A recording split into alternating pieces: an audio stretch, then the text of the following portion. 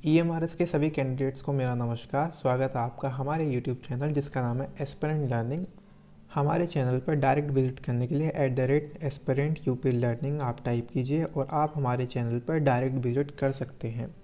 बात करते हैं EMRS एग्ज़ाम 2023 के कट ऑफ की। देखिए,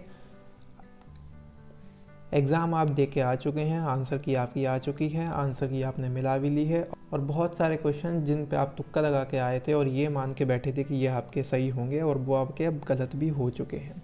जो कैंडिडेट आंसर की से पहले अपना स्कोर 105 के समथिंग सोच के बैठा था, अब उसका घट के स्कोर आ चुका है 98 और 99 के समथिंग। इस तरीके से जो कैंडिडेट पहले सोच रहा था कि उसके 97 या 95 के समथिंग स्कोर करेगा और अब वो घट के आ चुका है 90 पर। आंसर की का यही होता है। हालांकि देखिए, ये एग्ज़ाम मैंने भी दिया है, तो कब इसका रिजल्ट आएगा, इसकी टाइपिंग कैसे होगी, किस फ़ॉन्ट पे होगी, 5 की वर्ड स्ट्रोक रहेगा या फिर पूरे वर्ड का एक ही काउंट माना जाएगा, तो किस तरीके से टाइपिंग होगी या जो भी फीचर्स इसके हैं वो आने वाले टाइम में हम आपको अपने चैनल पर प्रोवाइड करवाते रहेंगे। इसलिए हमारे चैनल को प्लीज़ सब्सक्राइब कीजिए। ये EMRS एग्ज़ाम 2023 JSC की जो कट ऑफ जाएगी वो बहुत सारे फैक्टर्स पर निर्भर करती है। जैसे कि हमारा पहला फैक्टर है अटेंडेंस फैक्टर।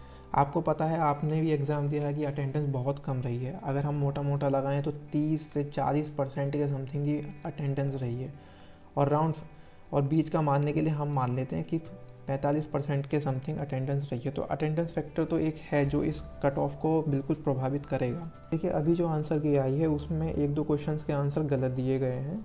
तो जैसे बच्चों का कहना है कि एक रीजनिंग में IPL वाला क्वेश्चन था जिसका आंसर उन्होंने गलत दिया है। एक क्वेश्चन GS में था जिसका आंसर इन्होंने गलत दिया है। उसका कोई ऑप्शन कोरोपो करके था, उसका ऑप्शन ये होना चाहिए था और उन्होंने कुछ आंसर और दे रखा है। तो अभी रिवाइज आंसर की आने में टाइम है, टाइम ज़्यादा भी नहीं है।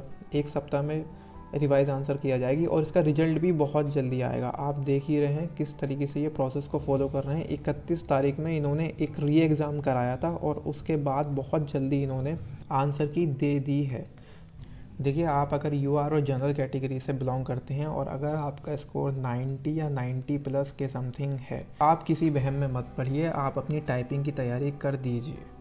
मत सुनो लोगों की कि कट ऑफ 104 जाएगा, कट ऑफ 100 जाएगा, कट ऑफ इसके समथिंग ही रहेगा। इतना भी कंपटीशन नहीं था इस एग्ज़ाम में देखने के लिए। और आंसर की आने से पहले लगता है कि हमारा 104 के समथिंग स्कोर जा रहा है, लेकिन जब आंसर की आ जाती है उसके बाद सब नीचे आ जाते हैं।